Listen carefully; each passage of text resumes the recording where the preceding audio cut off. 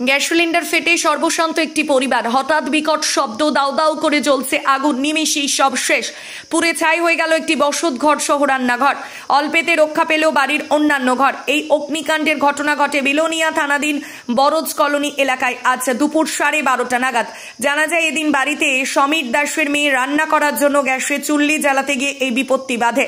হঠাৎ গ্যাস সিলিন্ডারে আগুন লেগে যায়। এই আগুন দেখে সমীর দাসের মেয়ে হতভম্ব হয়ে চিৎকার চেঁচামেচি শুরু করে। সেই সময় সমীর দাসের মেয়ে ছাড়া বাড়িতে আর কেউ ছিল না। চিৎকার চেঁচামেচি শুনে পাড়ার লোকজন ছুটে আসার আগেই গ্যাস সিলিন্ডার ফেটে যায়। মুহূর্তের মধ্যে আগুন ছড়িয়ে পড়ে রান্নাঘরে, এরপর আগুন ছাড়াই বসত ঘরে। খবর পেয়ে ছুটে আসে অগ্নি নির্বাপক দপ্তরের একটি ইঞ্জিন। দপ্তরের কর্মীদের সহায়তায় আগুন নিয়ন্ত্রণ আনলেও শেষ রক্ষা হয়নি রান্নাঘর সহ বসত ঘর।